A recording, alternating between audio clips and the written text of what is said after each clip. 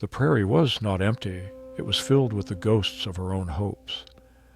Ilara saw her husband Thomas in the shimmer of the heat mirages, heard his voice in the rustle of the dead grass. But Thomas was gone, buried beneath the prairie stones, and she was alone on their claim. The Nebraska Homestead Act had promised them a new life, a future built from the soil up. It had not warned her that the price of that soil might be her sanity. Her home was a hole in the ground, a sod dugout that offered little protection from the elements or the crushing weight of the solitude. The winter came on like a wolf, fast and starving. The wind was a physical force, a constant shrieking assault that threatened to tear the roof from its foundations. As her last sack of flour dwindled, so did her grip on reality. The world shrank to the 4 earthen walls of her soddy. But the terror truly began when she realized she was being watched. A lone figure on the ridge, present every dawn, his silhouette a dark scar against the snow. Was he real? A specter of her grief? Or was he, like the winter, simply waiting for her to die? Tell me in the comments what city you're watching this story from. I'd love to know how far these exciting stories are reaching, and if you've ever experienced an inexplicable situation, share it with us. The escape had been a false promise. It was not an escape to something, but from everything. Back in Ohio, there had been family, noise, the dense and comforting woods of her childhood. But there had also been shame. Thomas, her Thomas, had not been a successful man. He was a dreamer, obsessed with the pamphlets promising 160 acres of land, a kingdom of one's own, courtesy of the Homestead Act. He had painted it as a liberation. Ilara, practical and grounded, had seen it as a gamble. But she loved him, and so she had packed their life into a single wagon, trading the familiar scent of damp oak leaves for the alien expanse of the sky. The journey had been a relentless abrasion, sanding away their optimism, their health, and finally, their future. The cholera had come on swiftly, a merciless thief in the night. It took Thomas on the banks of the Little Blue River, so close to their claim, they could almost taste the fertile promise of the soil. Ilara had buried him with the help of 2 other families, their faces grim and averted, eager to move on, to outrun the shadow of death that clung to their wagon train. They had offered to take her with them on to Oregon, or back to the last fort. But Ilara was paralyzed. To go forward was to abandon Thomas. To go back was to return a failure, a widow with nothing but a story of tragedy. And so, in a decision fueled by grief and a stubbornness she hadn't known she possessed, she stayed. She watched their wagons disappear over the rise, a small, dwindling procession, until the dust settled and she was for the first time truly alone. Her claim was marked by 4 wooden stakes driven into the earth by a government surveyor. It was 3 miles from the trail, 3 miles from the river, 3 miles from anything. The wagon, its axle split, was useless. The 2 oxen, gaunt and weak, grazed mournfully on the dry grass. She had a sack of flour, half a sack of beans, a tin of coffee, a rifle, 40 rounds of ammunition, and Thomas's tools. She had the sky, which pressed down on her like a physical weight, and the wind which began its incessant, maddening whisper. The first week was a blur of numbing labor. The wagon, which had been their home for 4 months, became a sacrifice. She dismantled it, board by board, her hands splitting and bleeding as she worked the unfamiliar tools. The canvas cover became a temporary tent. The wood she saved, knowing its value would soon surpass gold. She had read about the soddies, the prairie dugouts. Thomas had spoken of building a fine log cabin, but there wasn't a tree in sight for 30 miles. There was only the earth. She found a slight swell in the land, a small rise that offered a minimal defense against the wind, and she began to dig. She was not a large woman, but she was strong, her muscles hardened by the trail. She hacked into the dense mat of prairie grass, cutting the sod into thick, heavy bricks. The work was brutal. The sun beat down on her bonneted head. Sweat caked her face with mud. She worked from the first light of dawn until her arms refused to lift the spade. Then she would collapse into her canvas tent, too tired to eat, too tired to cry. She was escaping the pity of the world, escaping the ghost of the life she had lost. But with every shovelful of earth, she was burying herself deeper in a new kind of pain. This was not the sharp, sudden pain of loss. This was a dull, chronic ache of isolation. The prairie was a vast, brown ocean, and she was a castaway on a one-woman island. There were no landmarks, no friendly smoke on the horizon, just the curve of the earth, the high, sharp cries of hawks, and the constant, lonely wind. She was running from a past she could no longer change, and in doing so, had imprisoned herself in a present that seemed utterly, terrifyingly empty. After 3 weeks, the dugout was complete. It was not a home, it was a burrow. She had dug a pit 9 feet by 12, 3 feet into the ground. The walls were built up with the sod bricks, stacked grassy side down, creating a solid, earthy barrier. The roof was the hardest part. She used the long planks from the wagon bed as rafters, laying them across the walls. Over this, she spread the wagon canvas and then layered more sod, grassy side up, hoping the roots would hold. The door was a crude thing fashioned from the wagon's seat, and the single window was a small, square hole she had no glass for, which she plugged with an empty flour sack. The first time she lit a fire in the small, mud-plastered hearth, the smoke filled the dugout, stinging her eyes and making her choke. She had built the chimney badly. She spent a whole day rebuilding it, her arms black with soot, until it drew properly. When the smoke finally rose in a thin, gray column into the vast Nebraska sky, she wept. It was the first time she had cried since the burial. It was a signal. I am here. But it was a signal to whom? She moved her meager possessions inside, the flour sack, the beans, the coffee, a small iron pot, a skillet, her mother's porcelain cup, which had miraculously survived the journey, a trunk containing her clothes and Thomas's, a Bible. She placed her thin mattress on a bed frame salvaged from the wagon and sat down. The discovery was not of a place, but of a state. The silence inside the soddy was profound. The thick earthen walls absorbed all sound, creating a vacuum that amplified the beat of her own heart. It smelled of damp soil, of roots, and of the faint, smoky scent of the new fire. It was dark, even at midday. Light struggled to penetrate the small doorway and the plugged window. She felt, viscerally, that she had buried herself alive. She stepped outside, gasping for the open air, and that's when she discovered the true nature of her new world. The emptiness was an illusion. The prairie was alive, but not with friendly life. A rattlesnake coiled by the woodpile, a coyote pack yipped and howled in the night, their calls sounding terrifyingly close, and the sky. The sky was a tyrant. It was everything. The sunrises were violent splashes of orange and purple that promised nothing but another day of heat.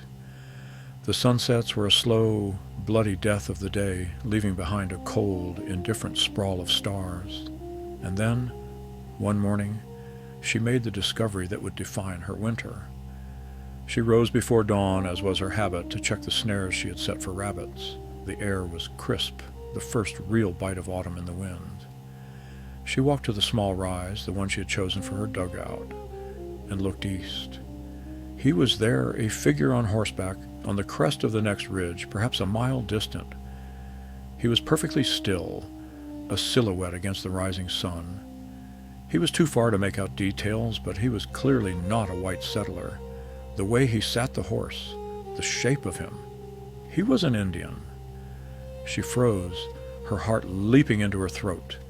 The rifle was back in the dugout. She stood, paralyzed by a cold, primal fear.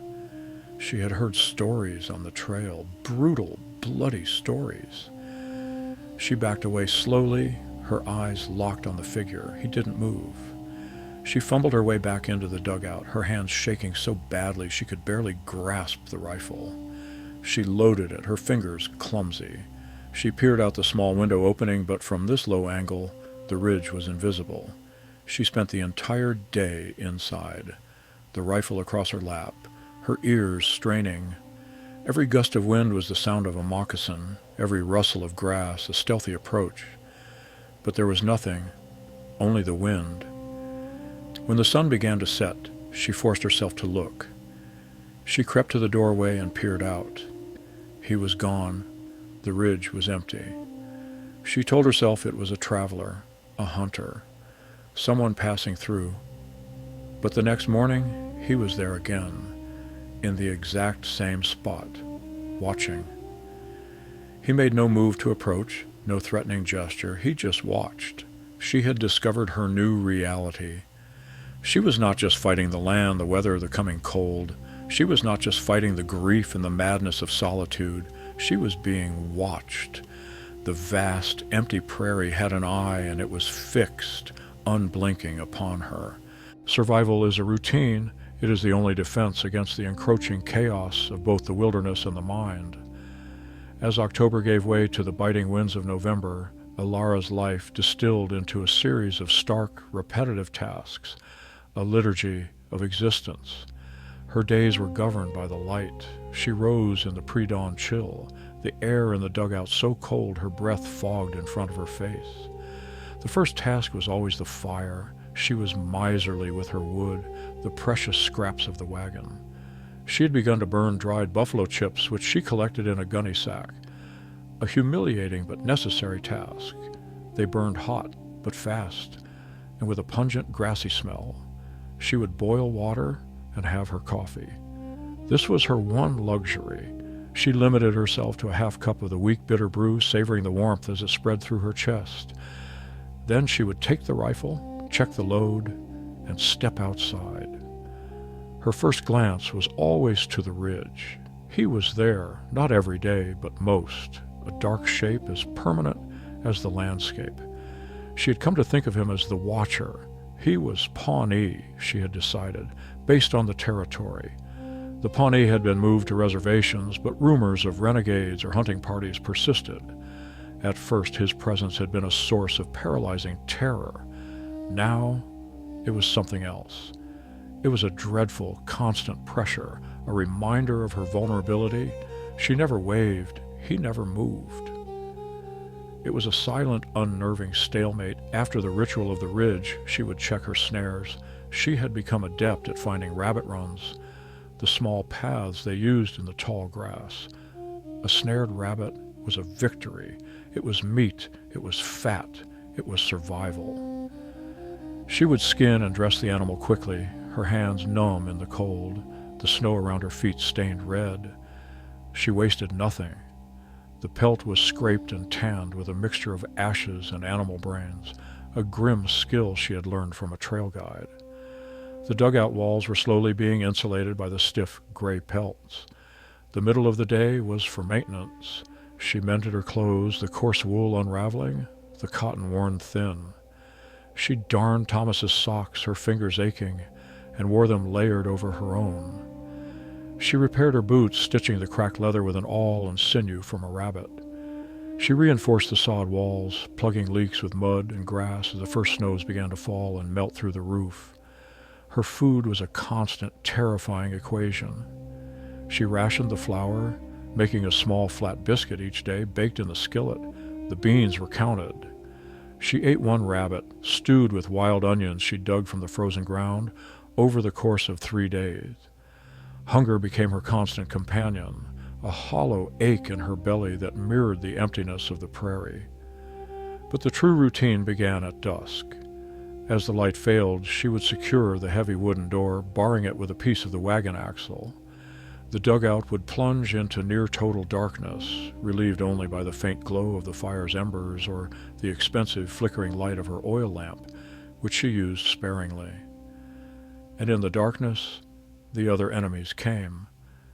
The cold was a physical thing, a presence that seeped through the earthen walls and settled in her bones. She would pile the rabbit pelts and her blankets on the bed, sleeping in all her clothes. And still, she shivered. The second enemy was the wind. It never stopped. It was a high, keening wail that sounded like 1,000 grieving women.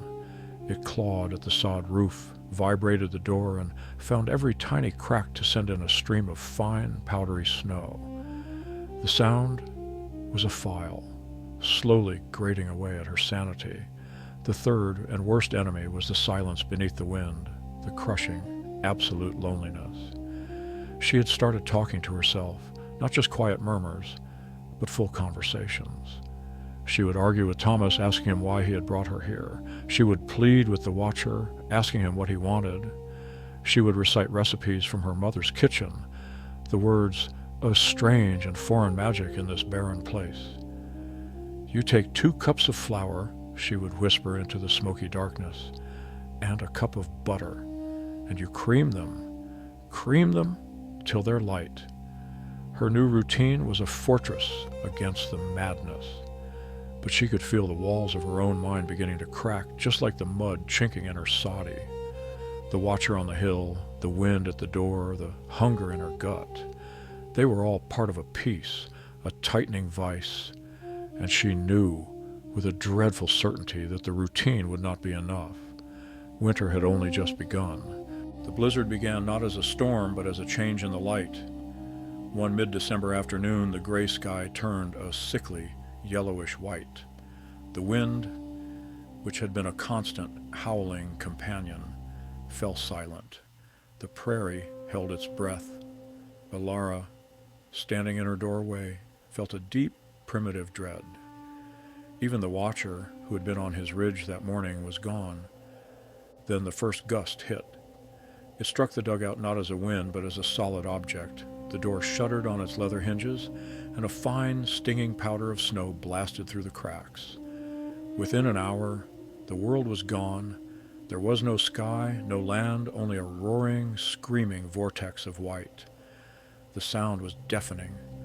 It was not a wail, it was a shriek, the sound of the world being torn apart. The storm raged for 3 days. Alara never left the dugout. She couldn't. To step outside would be to cease to exist, to be scoured from the earth in seconds. The snow piled up against the door, sealing her in. The small window hole was a solid block of white. The chimney, despite her careful construction, choked on the snow, and the dugout filled with acrid smoke, forcing her to put out the fire. Now, the cold came in earnest. The temperature plummeted to a depth she had never imagined. The dampness in the sod walls froze. Frost furred the ceiling, and long icicles formed from the leaks of previous thaws hung down like a cage. Her breath, which had fogged the air, now seemed to crystallize and fall. The water in her bucket froze solid. Her small store of dried rabbit meat froze. The last of her flour in its sack was as hard as a rock. She lay in her bed, buried under every blanket, every rabbit pelt, every piece of clothing she owned. But the cold was an insidious, burrowing thing. It found its way in, a deep, aching chill that settled in her marrow. She stopped shivering, a dangerous sign. She was just tired, so very, very tired. On the 4th day, the wind stopped. The silence that followed was as terrifying as the storm. It was the silence of a tomb. She was buried. The snow was piled over her door, over her chimney, over her whole world. She was in a pocket of air deep beneath the white. Panic, cold and sharp, cut through her lethargy. She fought her way out of the bed, her limbs stiff and unresponsive. She grabbed the spade and attacked the door. The snow was packed as hard as stone. It took her hours of frantic, desperate digging in the near-total dark to carve a tunnel. She broke through into a world that was blindingly, painfully white. The sun was out, glaring off a landscape that had been completely reshaped. The gentle swells of the prairie were gone, replaced by massive drifts, waves of snow frozen in place. Her woodpile was gone, buried. Her snares were gone. The entire world was a blank white page, and she was starving. The last of her beans had been eaten during the storm. She had nothing. The hunger was a physical pain, a clawing, burning knot in her stomach. The delirium came quickly after. She would be sitting by her cold hearth, and she would see Thomas, clear as day, standing in the corner, looking sad.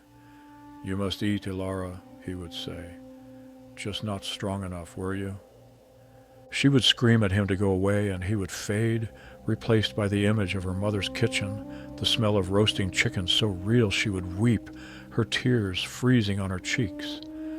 The Watcher, too, haunted her. His silhouette was burned into her vision.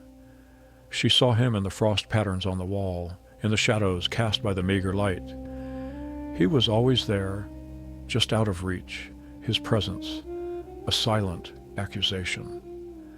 She grew weak. It was an effort to stand, an agony to move. She knew, with a dull, clinical detachment, that she was dying. She had survived the trail, survived the grief, survived the solitude, only to be starved to death in a hole in the ground. On what she guessed was the 7th day after the storm, she was lying on her mattress, drifting in en masse out of a gray, feverish haze. She heard a noise, a scraping sound. It was coming from the roof. Her heart hammered. A wolf? A prairie lion? She reached for the rifle, but her hands were numb, clumsy. The scraping stopped. And then a new sound, a digging. It was coming from the door, from the snow-plugged tunnel she had carved. Someone or something was digging its way in. She scrambled, panicked, for the rifle. She pulled it into the bed with her, fumbling to check the load. The sound was louder now, grunting, shoveling. A dark shape blocked the light from her tunnel. Ilara raised the rifle, the heavy iron barrel wavering in her weak hands. She pointed it at the entrance, her finger on the trigger, her breath held in a frozen, terrified gasp. The digging stopped. A figure wrapped in a heavy buffalo robe stooped and entered the dugout. It was the Watcher. He was tall, his face a mask of weathered lines and shadows, his eyes black and deep. He looked at her, at the rifle, at the frozen, desperate state of the burrow. He said nothing. Ilara's finger tightened on the trigger. Her mind screamed, renegade, murderer, end of the line. He held up a hand, palm open. It was a universal sign. Wait. He reached into a leather pouch at his side and pulled something out. He tossed it onto the floor near her bed. It was a bundle of dried, cured meat, jerky, and beside it he dropped a small frozen carcass, a rabbit, already skinned. He looked at her, his expression unreadable, not kind, not cruel, just a fact, like the wind, like the cold. He had seen her smoke, he had watched her struggle, he had seen the blizzard, and he had come. He looked at the frozen water bucket, then at the blocked chimney. He grunted, a sound of disapproval. He pushed past her, into the tiny space, and began to work on the chimney with a long knife, digging out the packed snow from the inside. Ilara lay there, the rifle still pointed at his back, her mind reeling. The man she had feared, the specter of her madness, the symbol of her terror, was in her house, clearing her chimney. The main conflict, she realized, had not been with him. It had been with her own fear and with the winter. And now the two had collided in her frozen burrow, and she had no idea what to do. The rifle lowered, not by choice, but from a tremor that seized her arms. It clattered onto the blankets. The Watcher, the man, didn't flinch. He finished clearing the flue, snow and soot tumbling into the hearth. He then knelt, produced a flint and steel, and with an economy of motion that was mesmerizing, he coaxed a small, efficient fire from the frozen buffalo chips and the few scraps of wood she had left. The smoke rose, clean and true, up the chimney. A fragile warmth began to push back the deathly cold. He turned, his movements deliberate, unhurried. He was older than she had thought. His face was a map of a life lived outdoors, the skin like tanned leather, the eyes holding a deep, profound sadness she recognized. He pointed to the rabbit and the jerky, then he pointed to her. "Eat," he said. The voice was a rasp, unused. It was the first human voice she had heard in 4 months other than her own. The sound of it, the simple commanding English word, broke something in her. A sob, dry and painful, tore from her chest. The man watched her, his expression unchanged. He did not offer comfort. He offered survival. He picked up her iron pot, chipped ice from the water bucket with his knife, and set it over the fire to melt. While the water heated, he took the rabbit and, with a few swift motions, jointed it and dropped it into the pot. He added a handful of dried herbs from another pouch. Alara sat huddled in the blankets, watching. The terror was gone, replaced by a vast, hollow exhaustion. He was not a ghost. He was not a demon. He was a man, and he was, for reasons she could not fathom, saving her life. He let the stew bubble, the first real nourishing smell that had filled the dugout in months. It was a scent of life, of meat and herbs, and it was agonizing. He ladled some of the thin broth into her one porcelain cup, her mother's cup, and held it out to her. Her hand shook as she took it. The ceramic was warm. She drank. The broth was hot, salty, and real. It burned down her throat and hit her stomach like a resurrection. It was the most profound, exquisite sensation of her life. She drank it all, greedily, and looked up at him, the cup rattling in her hand. He nodded, a single sharp dip of his chin. He took the cup, refilled it, and handed it back. They sat in silence for a long time, the only sounds, the crackle of the fire and the howling of the wind, now returned, but muffled by the snowpack. She ate the jerky, her teeth struggling with the tough, smoky meat, but her body welcoming the protein. He ate nothing. He just sat, cross-legged, by her fire, watching the flames. "Why?" she finally whispered, her voice hoarse. He looked at her, and his eyes seemed to see everything. The grief, the fear, the madness. "My wife," he said, his voice slow. "She died in a place like this. Sickness. The white man's sickness." He gestured around the small, dark burrow. "The land does not care. But we are not the land." He had not been watching her. He had been attending. His own grief a mirror to hers. His vigil on the hill had not been a threat, but a strange, distant companionship. He, too, was a ghost, haunting the edges of a world that had left him behind. He had seen her, another solitary soul, and he had recognized her struggle. "You are strong," he said, not as a compliment, but as a statement of fact. "Like the badger, you dig, you hold." He stayed for 2 days. He taught her with few words and many gestures how to find the wood she had lost, buried deep under the drifts. He showed her how to bank the fire with ash to keep embers alive overnight. He showed her how to read the snow, to find the breathing holes of the rabbits burrowed beneath. He called himself Casket, which he said meant star. On the third morning, the sky was clear and hard, a brilliant cold blue. He was ready to leave. He stood at the entrance of her snow tunnel. He had given her half his jerky.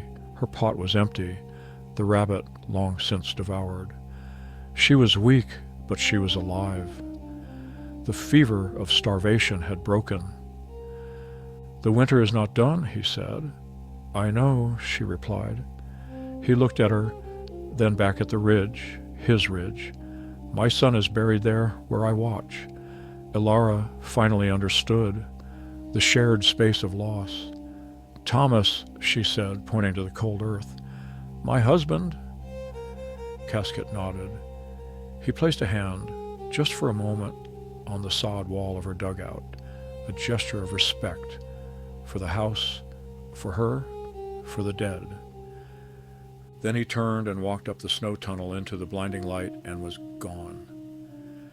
Alara stood in the doorway, watching him go, a small, dark figure against the infinite white.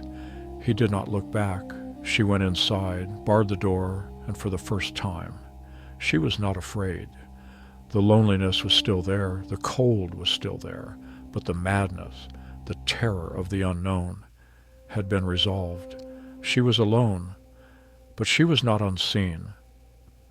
The winter did not end. It clawed and fought, clinging to the land well into March. There were more storms, more days of hunger, more nights where the cold felt absolute. But Ilara was no longer the same woman. The resolution was not in the arrival of spring, but in the hardening of her own spirit. Casquette's intervention had been a pivot. It had not saved her from the winter, but had saved her from herself. It had broken the fever of her madness and given her the tools and the will to fight. She learned to hear the difference in the wind. She could tell a snow wind from a clear wind. She moved with purpose. Her routine, once a defense, now became an offense. She hunted. She set her snares with a grim expertise. She ventured further, mapping her 160 acres, finding the slight depressions where the snowberry bushes grew, their tasteless berries a meager addition to her diet. She never saw Casquette again. The ridge remained empty, but his presence was stamped onto the land. He had given her the gift of perspective. She was not the first to suffer here, and she would not be the last. Her grief for Thomas did not disappear, but it changed. It was no longer a weight that held her down, but a stone in her foundation. She was building on it. When the thaw finally came, it was not a gentle, poetic melting. It was a violent, muddy catastrophe. The world turned to a sea of brown slush. The dugout, which had been a frozen tomb, became a damp, dripping cave. The roof leaked incessantly. The walls were slick with mud. But Ilara didn't care. She could smell the earth. One April morning, she stepped outside and the wind did not bite her. It was soft, and it carried a new smell, not of dust or snow or death. It smelled of damp soil, of life. She looked at the roof of her dugout and saw it. Tiny, impossible, brilliant green shoots of grass sprouting from the sod. She walked to the small pile of stones that marked Thomas's grave. The snow had melted, and the stones were dark with moisture. She knelt, her hand resting on the cold rock. "We're still here, Thomas," she whispered. "I'm still here." She was no longer a widow, a victim, a half-person defined by a loss. She was Ilara of the Nebraska Prairie. The land had tried to kill her. The cold had tried to break her. The madness had tried to claim her, and all had failed. She stood up, wiping the mud from her hands onto her worn dress. She looked out over her claim. The grass was returning a faint green haze over the brown hills. In the distance, a flock of geese was flying north. She picked up the spade, the tool that had dug her burrow, and walked to a patch of clear ground. The soil was soft. She drove the spade into the earth. It was time to plant. The madness of the winter was over. The sanity of survival had begun. The whispers of the old world are not always stories of grand armies or fallen kings. Sometimes they are the quiet, desperate stories of a single soul battling the elements and themselves. Ilara's story is one of millions, etched into the American plains, a testament to the sheer, stubborn will to endure. What part of her struggle resonated with you the most? The crushing loneliness, the fight against the elements, or the unexpected moment of human connection that changed everything?